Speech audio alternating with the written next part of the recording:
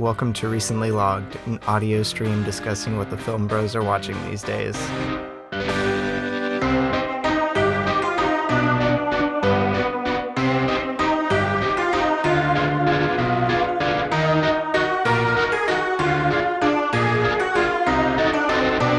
Well, you know what they're not watching? What? Igor. Wow. Every single time, Micah, we start this podcast, it's like, what are they watching? Well, not this, but we're going to talk about it. Like The Prestige, they were watching. I guess. And like Inside Out, they were watching. I guess. Oh yeah. So you may have realized by the fact that you clicked on this, we have a guest this week. Wow. And this week is actually our first in-studio guest. Wow. If you can even believe it. Oh, what's up? Would you like to introduce yourself? I was about to say. No. No? Okay. Well, I'm their sister. Yeah, I was about to say, our sister she's back from college has for a little graced bit. us with her presence. Heck yeah, dude. So yeah, Better believe it. we got co-host Robbie, Yeah. I'm heckin' excited. main host me, Wow. Wow, dang. and guest Marianne. Is there anything you would like to plug, Marianne, for people Yeah, you where they can plug find whatever you? want. Plug? I mean, you can follow me on the gram. Yeah. if you want. It's just Marianne Elizabeth, but there's like an extra E in there, so it's like Marianne E Elizabeth. So like, What? you can find me. I followed Recently Logged, so you can find me. I was about to say, if you want to follow any of our guests that have been on the podcast, just go to any of our social media, and it'll be in our following list, along with all of our platforms that we're on. Boop. There we go. Okay. Oh, We're back. We're back. Okay. Sorry, we cut out. So we Wait, should probably say what movie we're doing this week. Yeah, we're doing. I said it already. Igor. Oh, you did? Igor, yes. I missed it. So we're Okay. doing this, and because we had Marianne here today, Yeah. we wanted to do, like, because, spooky season, we wanted to do I was a about to spooky say, movie. this is our, third And- Halloween episode? Yeah, and Yes. this is the one that, this is the movie that we watched when we were younger, when it came to, The movie. anything spooky. And it's not even spooky. Ooh. This was Wow. like, This is like a... this is like, no, sorry, I got a text. Wow. It was from, whatever. I guess we can see how important this podcast is to you. It was like the movie we would watch for spooky season because it was all we were allowed to watch.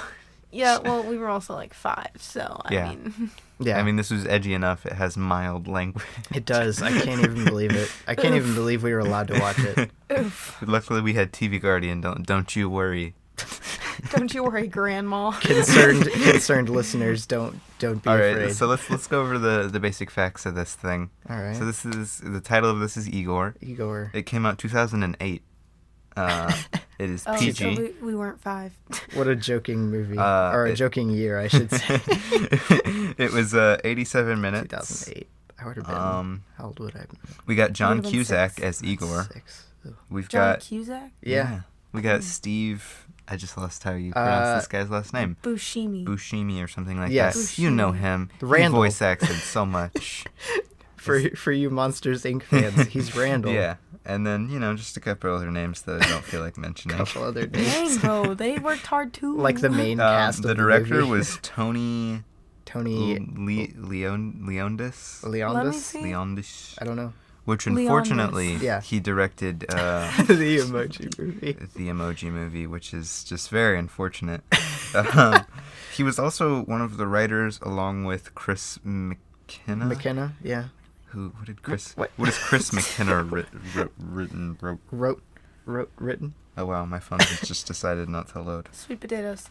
Well, that's what you get for using Here, Android. plug the podcast. Plug the, if I you mean, guys... yeah. Oh, wait, are you done?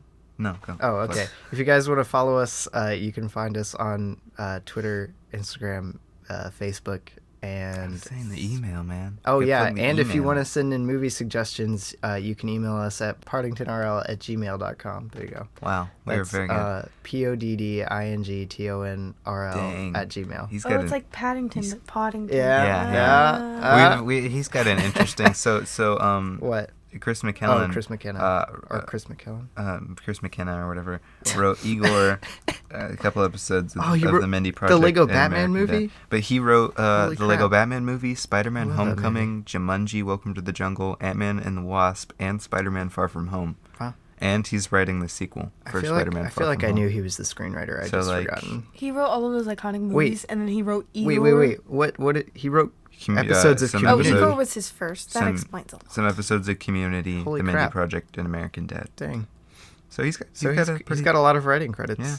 A lot of respected writing credits to his name. So that's about the basic facts of that. Yeah.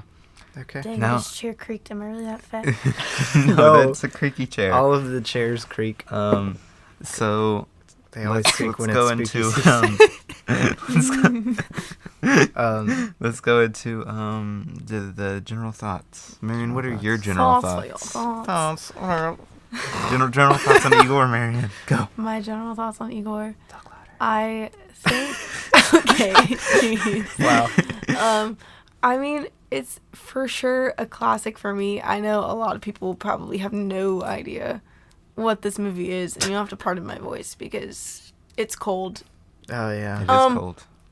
But, I mean, it was always a classic for me as a kid. I always found it hilarious. I think I find it more funny now than I did as a child, just because the humor in it is just more, not advanced, but just adults understand it this better. is advanced Like, it's just humor. ironically funny, stuff that I wouldn't get as a kid. I can appreciate it a little more Yeah, now. there are a few jokes that miss, obviously, that I probably would have found funny. Micah, Lizzie is coming to join the podcast. I heard Lizzie. Hi, Lizzie. Lizzie, come here. Come here, Lizzie. Hi, Poo-Poo. Our dog has entered the studio. Okay. As you can hear by Settle the down, jingling of her tag. Lizzie. You can just take her collar off and then she won't make any noise. Yeah. She'll be like a stealth dog. Mode. I'll have to edit this out. Yeah. No, but okay. No, don't lay move it over there. Lay it over. Okay. Well, I think for sure, like I said, the humor is just more. I think it's just more ironically funny, which I didn't get as a kid, because it was just stuff that like went over my head, and I was like, well, this movie's stupid. It reminds me a lot of SpongeBob's humor. Yeah. I appreciate it a lot more. And now I watch it again, and I find it really funny. Like, I laughed so much when we were watching it last night, because I was like, this is just dumb, and it was really funny. All right, if you guys hear weird breathing, our dog wanted to be a buddy and snuggle on our laps. And she breathes like... So. Okay, do you want to go over yours? I mean, that was sure. everything? Yeah, so my basic thoughts of this movie are it's funny. You're basic, obviously. Micah? It's basic. It is funny. It's funny, It is funny. But other than that... I'm glad we all agree. Wow. It doesn't have much... The storyline's kind of stupid. The storyline's kind of stupid. The the animation is lacking. The underlying romance is just dumb.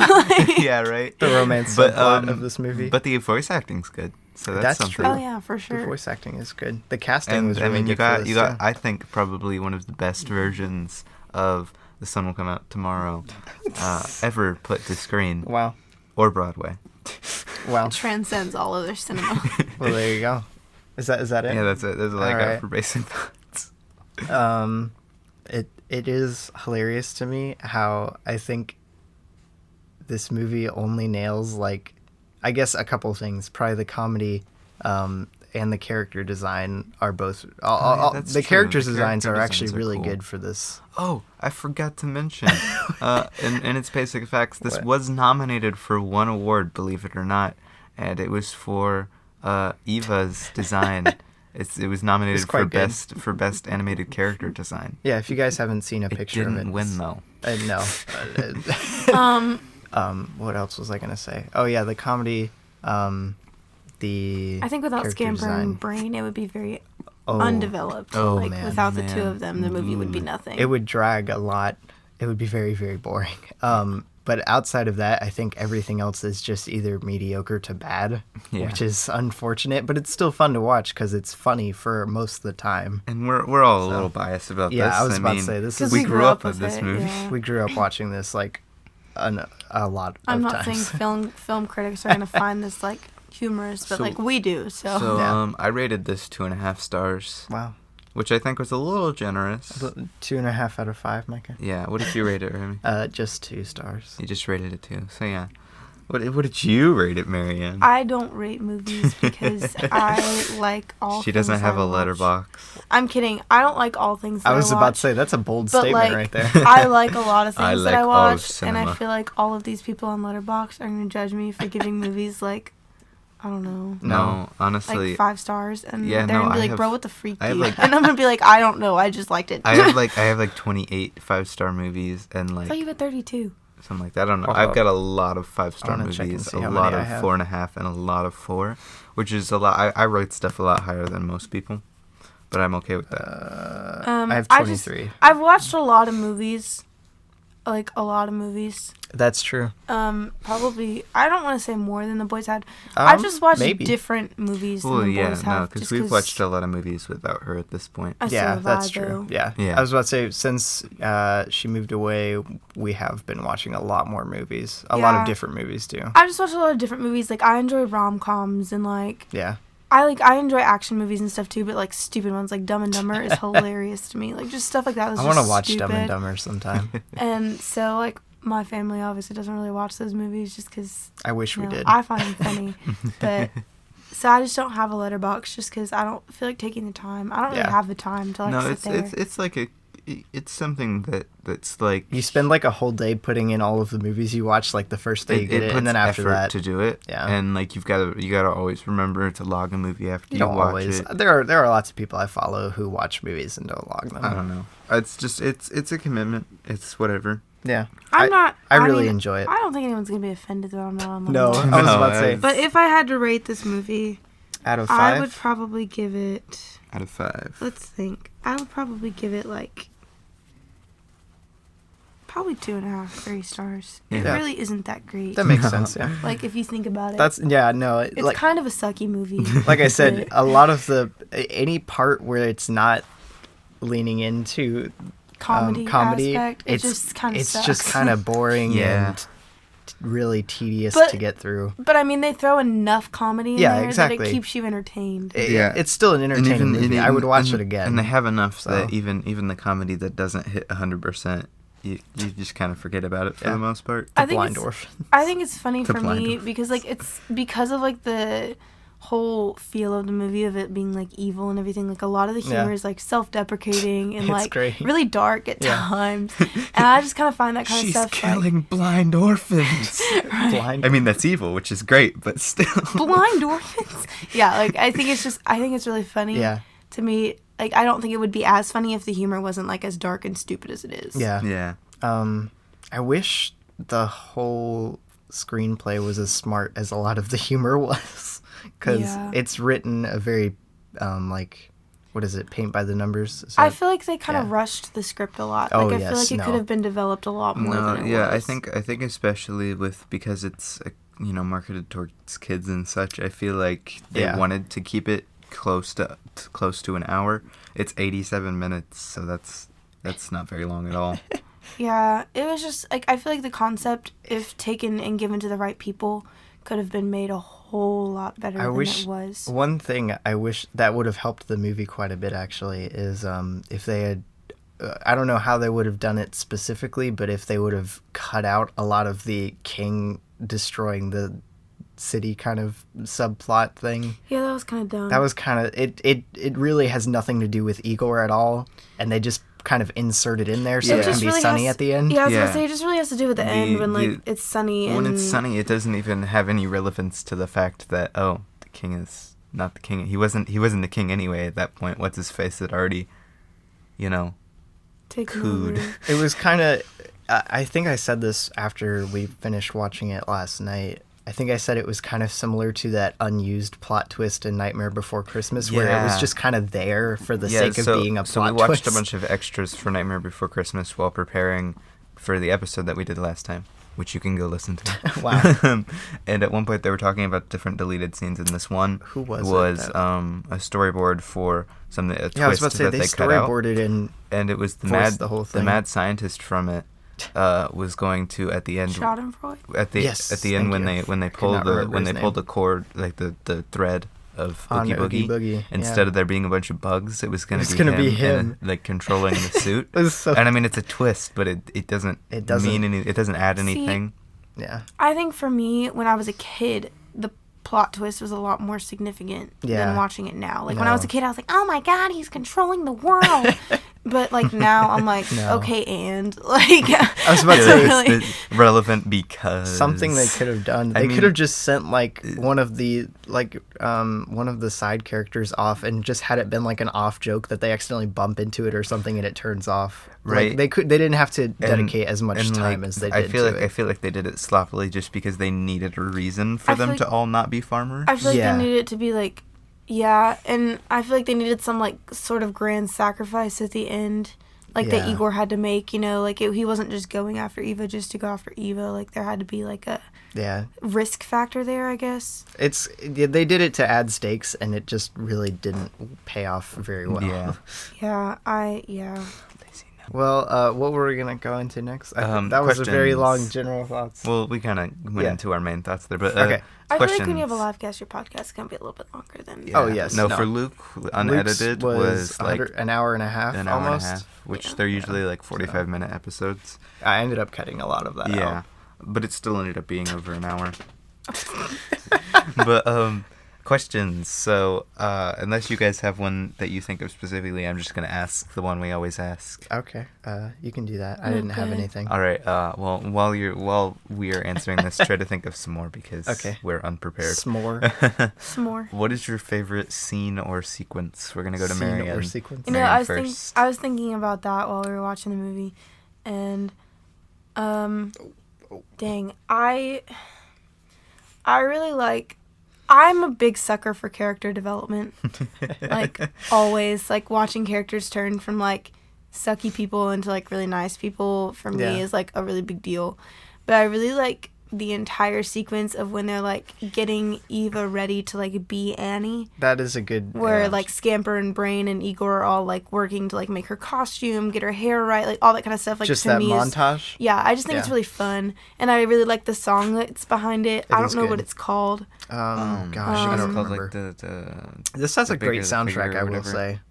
Whoever the picks bigger the the better, music. something like that. Like, I really like that whole sequence just because to me, like, it's all about character development and, like, it helps mold them into who they are at the end of the movie. See, I kind of disagree because I really don't like scenes like that, but I really don't like the structure kind of movie. Like, the scene is fine, but the structure, the way it's built, I really hate scenes like this when they like bring all the characters and it's all good times and they're good times, and you know it's just gonna build towards one thing happening. One thing that goes wrong. I'm like, ugh. I do hate that about movies because you know when there's a scene like that, like there's always going to be a downfall, like like a roller coaster. You know, there's always going to be especially a hill for right there. Especially for a script this generic. You can see everything coming, and you're just kind of bracing yourself for it the whole time. But I try and enjoy those scenes like while they're happening because it's the last bit of like happy you're going to get for a little while in the movie. And especially though with the with the thing that the reason that she goes with him is I find really dumb.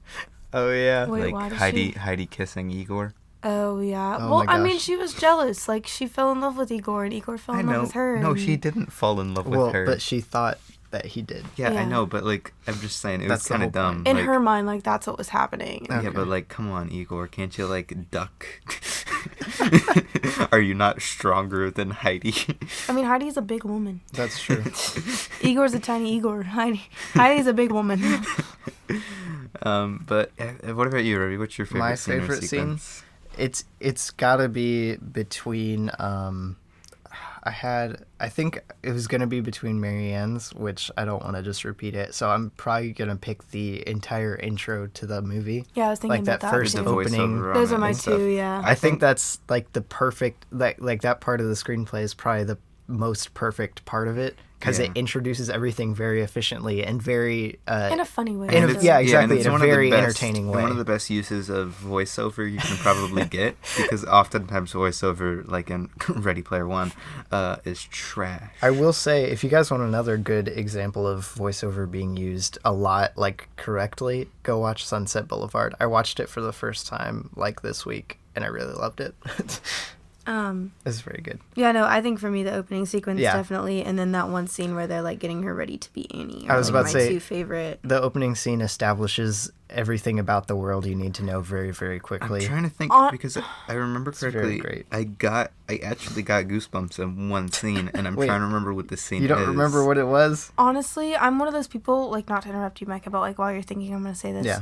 I'm one of those people that, like, if your movie does not capture me within the first opening sequence, like, I'm just gonna get on my phone and, like, not really pay attention. I'm that same way with books. Like, if books in the first, like, 2 chapters don't entertain me at all and I, like, don't find them funny or anything like that, like, I'm not gonna read the rest of it. Yeah. So, like, for me, an opening sequence is a big deal, and I think the opening sequence for Igor was very well done. Oh, yeah. No, that's why it's my favorite. Yeah, I'm gonna have to say the opening sequence just because it was probably the best sequence. I can't remember what scene I was like, oh man, that was actually really good. All right. But the opening sequence is definitely really good. They do like a little thingamabob. They do like a thing about his life, you know, like how he got to where he is now, and like explain kind of the world and why it is the way it is. It's kind of like The Emperor's New Groove in a lot of ways, a little bit with its opening. Outside of that, not much, but yeah.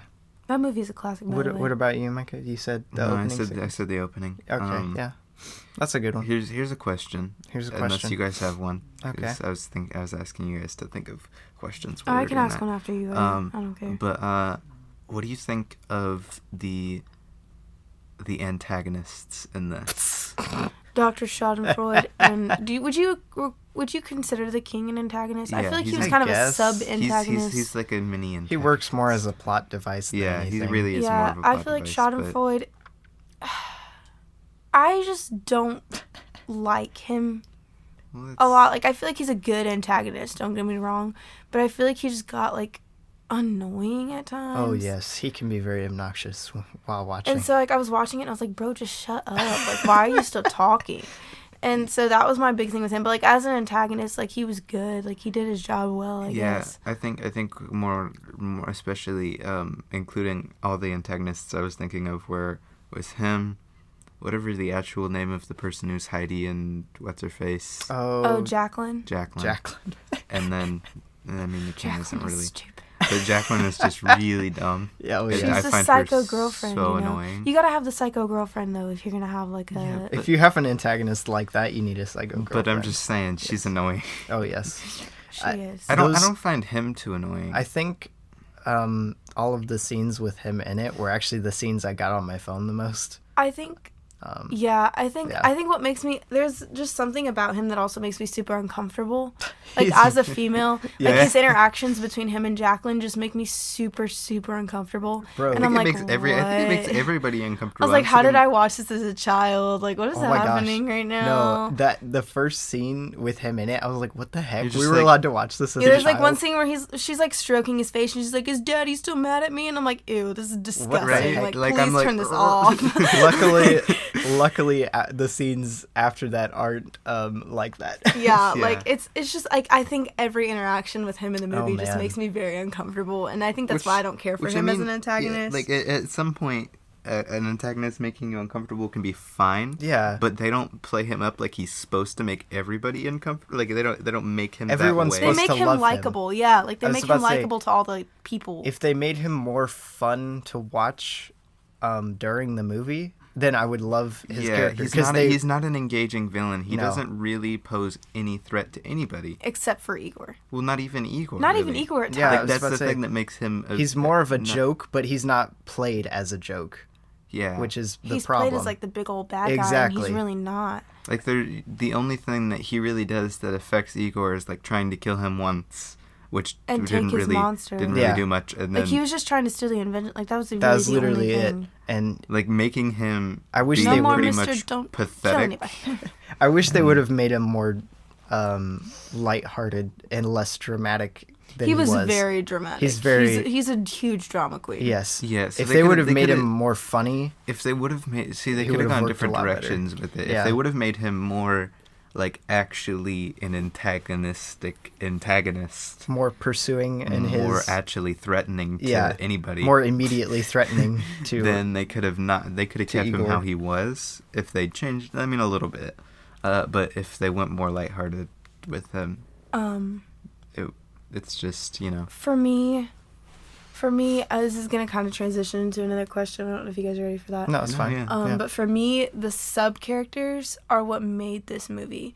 Like, without any of them, like, the underlying, like, support roles are what made this movie, the supporting cast good. Especially Scamper. Like, Scamper, Brain, the guy at the car or the brainwash, like, the announcer on the TV. Like, all of those people, like, made the movie. Without them, like, I feel like the leading roles kind of would have lacked a lot. Oh man, it would have been boring that's what I was without saying, them. because they wrote all the characters, like the main characters, really so plainly. Even Igor, like very black and that white. they couldn't hold a movie by themselves. Very vanilla. Yeah. As it goes. So like I was gonna ask, after that, like, what is your favorite like supporting role? Well, I think mine hands down is Scamper. I mean, I really like that voice actor. And I just really like the character too, so. Well, definitely is that Scamper. It? Yeah. How about you, Robbie? I think I was gonna say Scamper, but I mean, yeah, I guess probably Scamper, but he really only serves as a comedy.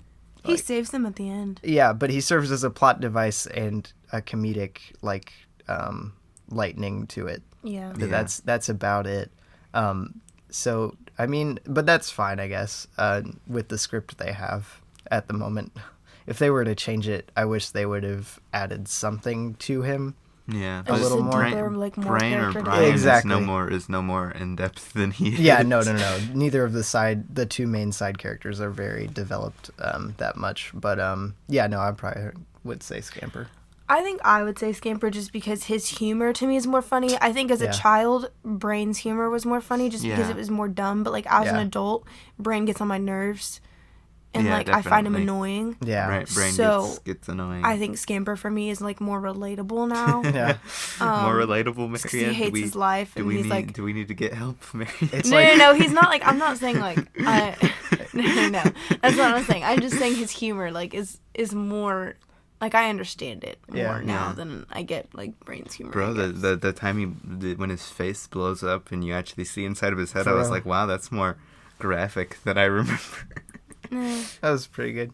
Yeah. This was pretty edgy, actually, for us when we were younger. This movie is just an edgy movie for a kids' movie in general. I don't think kids are going to notice that it's edgy, but, like, as a parent watching that movie, they're going to be like, bro, what the heck am I letting my child watch? I don't know if I would have let my kids watch this. No, it's edgy, for sure. But, like, at the same time, like I said, like, as a kid, I didn't notice any of that stuff. Yeah. You were more just laughing at Brian. Yeah, Brian. pretty much. Like, Brian was funny to me as a kid. And I was like, he's stupid. And, it's kind of like liking SpongeBob more when like, you're younger. I relate more to Squidward. Yeah, I was about to say, and then liking anything Squidward else. more when you're older. Yeah, Bro, it's that same concept. I think I found SpongeBob annoying when I was younger, too, though. Oh, yes, I did. It is that same concept, though, yeah.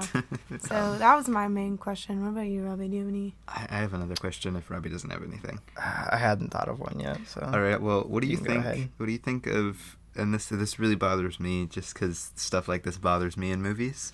What do you think of the fact that they have just indestructible potion?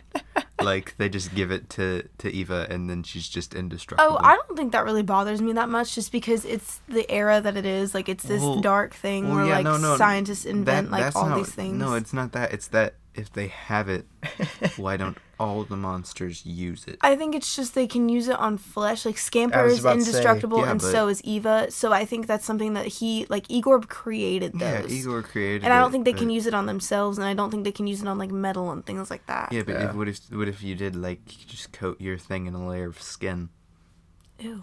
Well, it's not the grossest thing they do in the movie. I don't know. Like, it just always bothers me. It doesn't really bother me that much. They have a lot of one-off gadgets that would help them later, but they don't use them. Yeah, I think also, like, the pills with Jacqueline is another one of those things that's just kind of stupid. Yeah, I was about to say, they write a lot of...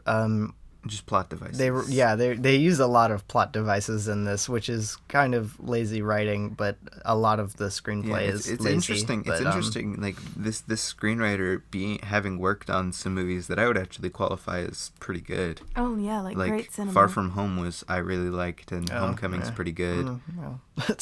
You're like the only person I know who just doesn't like Far From Home. That's another time, perhaps. But anyway. this just seems, and I know it was co-written by the director also, and the director is not is a great writer. But like it's just kind of it's sad because the script is just kind of pathetic. Yeah, it feels almost film student-y, like this is the first movie that you've ever done. Well, it was the first movie that he ever did. It was the first movie. Oh yeah, I was about to say it's very formulaic in a lot of ways. It's got a lot of plot like devices. He has worked his way up to Spider-Man. Like he started with this and then worked his way up to Spider-Man. I was about to say I think Homecoming is probably his best screenplay, I would say, but yeah, he's improved a lot since this. Kind of crazy. Remember your humble beginnings. Yeah. Well, do you have any other questions, or do we want to move? I was about to say, I'm so sorry. I usually ask what your least favorite part of the movie was, but I think we've covered most of it already. Like least favorite part of the movie, I actually could answer. Oh, okay. And I have a pet peeve about this in movies. Just like I said, when it's and they do it a lot in scripts, and it always bothers me, and in stories in general. And I talked about it earlier when they do that whole montage of just it being happy, good times, building relationships, just to build up to that one stupid thing. And it's always around that one stupid thing where I'm just like, I don't even want to watch the movie anymore. I'm just like, oh my gosh, this is so dumb. I think that's a lot of reason I don't watch certain movies again, because I know like once it gets to a certain part, I'm like, well, this is just going to be sad for like 30 minutes. A lot of, well, it's not even that I find them sad. Oftentimes it just annoys me. And that's a lot of times why I don't like rewatching a lot of Disney movies. I think they do it in kids. I think they do it in kids movies. Oh, they do it in kids movies. Yeah, a like lot. even Monsters Inc. With their whole Boo getting scared of Sully. I'm just like, oh my gosh. I think the reason they do that is because for kids, like to build up that kind of emotional attachment to a character, like I think it really is just a main kids thing, because you don't see them do that in adult movies like a lot of the time. Like, sure, in, like, Marvel movies and stuff, like, they'll have happy times, and then it'll go, like, really sad for a little while. So, Micah, wait. You can finish what you're saying. Sorry. No, you're good. But I think it's just to help get the kids attached to the character more before they, like, put them through, like, their tough times, I guess. Well, yeah, I don't know. It's just that it's not necessarily the good times. It's that, like, the fact that it's building up in that part of, like... when the stupid event happened, because it's never like something that ever is justified really, because the characters have to be able to like make up at the end. What about you, Robbie? What's your least favorite part of the movie? My least favorite, the ending probably. Yeah, just the whole end sequence. It's just so. It feels rushed. It's so. It's bad. Yeah. Yeah. I was about to say, for reasons already explained. A lot of this movie, like, you can just chalk up to bad writing. Yeah. Because, like, even though the animation is you know, kind of meh, you can have a really... like it was okay for the time. Yeah, like, the original Toy Story has got, no offense, pretty bad animation in some parts. It's one of the first Pixar animated movies. But yeah, it was the first full-length I think animated. A better example would be something like Hoodwinked, which I actually think has much better writing than this. But, no, Hoodwink's actually got good writing. But it has worse animation. Yeah, trash. It's so bad. You guys should watch Hoodwinked sometime. But no, Toy Story is still the same point, though. The animation doesn't have to be good for you to like... Well, I was just saying Hoodwinked because it's a more modern example. It's something that could have had, with today's technology.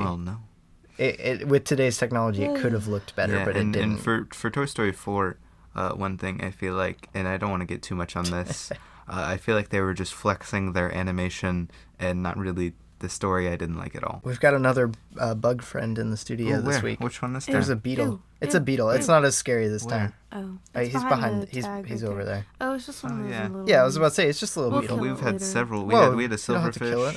I kept all my bug friends down here. We had a silverfish. We had an earwig bug. What is wrong? We had a spider one week.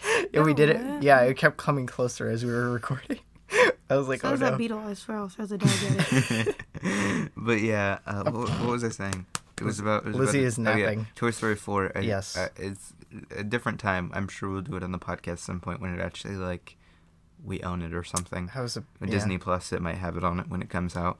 Do we want to? We usually go over what we've been watching this week. Well, unless you have something else to bring up. Else we want to add to the movie? I think I've covered everything. I think to just wrap it up, my thoughts is it's really funny, and it's got some good humor moments, but everything else really is kind of lackluster. Yeah. It's kind of mediocre to say that. Yeah, I was about to say. I think mediocre is kind of generous. It's like mediocre to bad. 2.5 is generous. That's why I gave it 2. I think critically it got like it got a 40 on Metacritic, which is what I rated it. And what did it get on Rotten Tomatoes? And on Rotten Tomatoes, like a 30, 39 or something.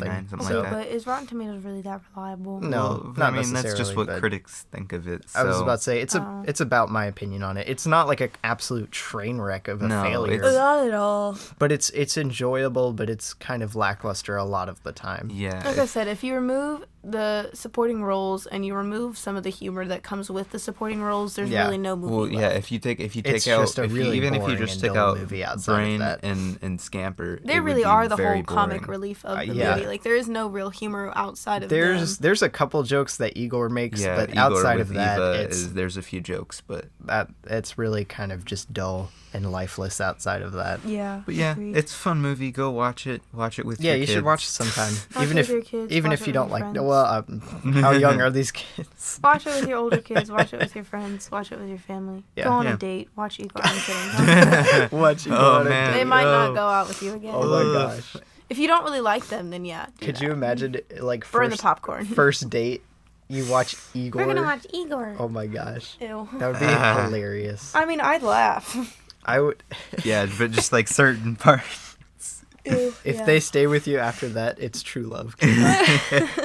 Anyway, let's go into what we watched this week. Marianne, did you watch anything this week? Did you watch anything? I didn't watch anything with you guys, but I've watched just in general. this week. Just some whatever movies that you guys should not watch. Oh man! Wow. I watched Starsky and Hutch this week. Nice. How bad was that? Because that looked really bad.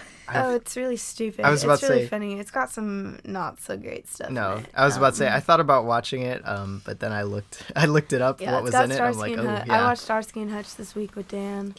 Oh, we've watched a lot of stuff separately. I watched a lot of TV shows We watched some this week. stuff together though. I watch a lot of Criminal Minds, and that's kind of what consumes my time. Nice. So I don't really watch a ton of movies. So unless me and my boyfriend are wanting to do like a date night kind of thing.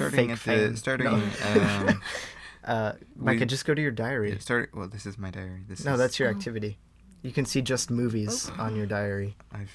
Your diary. But anyway, a couple just last week. We haven't watched too many movies. So last week was what? Was Nightmare Before Christmas, and we watched that 5 times. We've been really busy this week. But we watched, I think it was right after that, The Iron Giant. Yeah, no, it was a couple days later we watched The Iron Giant. Which is a very good movie. It was actually better than I remembered it being. Also Brad Bird, so yeah. I really like most Brad Bird. What did you rate it, Micah? I rated it 4.5 stars. I really like it. I gave it 4. Is she looking for the beetle?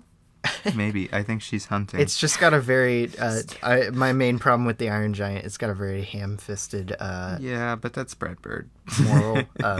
Well, even The Incredibles is a lot more subtle. Yeah. A lot. And Ratatouille is also pretty subtle. Yeah. But Ghost Protocol, but oh man, yeah. Incredibles 2 and even Tomorrowland, they're all very heavy-handed. I was about to say, I think Iron Giant. Yeah, that's my main problem with it. If it had more subtlety, I think it would be just about perfect. It's literally so great. It's really good. You guys should watch it again if you haven't. Then we watched The Truman Show. Oh yeah, which I just love this movie. Lizzie's I gave it 5 off. stars. It's so good. I love it. I actually lowered my rating this time watching it. 4.5. Just because it dragged a little more in the middle than I remember it. But it not bad. It's still one of my favorite movies ever. It's very good. Go watch this one for sure. Have you seen The Truman Show yet? Yes, I have. Yes. Well, yeah. Nice.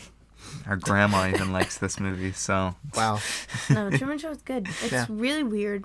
It is strange. It's an interesting concept for a movie for sure. Yeah. But it's good. It's not bad. Grandma does like this movie. Did you watch anything else outside of that? Igor. Oh yeah, I was about to say we both watched Igor. Scary. Like I said earlier, I watched Sunset Boulevard for the first time, which is one of the highest rated movies ever. Critically acclaimed. You guys should watch it. Just watch it. Billy Wilder wrote and directed it, which if you haven't seen any of his stuff, definitely see it. That's a good one to get introduced to him. It's Some Like It Hot, right? Yeah, I watched Some Like It Hot. Which was very good. I actually watched The Apartment first. Yeah, The Apartment, though. Which I think is really good. Also, yeah. I was about to say Billy Wilder's movies are some of my favorites. Yeah, go watch Sunset Boulevard if you haven't. I hadn't watched it yet. Go watch Some Like It Hot if you haven't. I think it's on for free on Popcorn Flicks currently. So, and that's just a free streaming service. You don't have to pay for it at all. Yeah.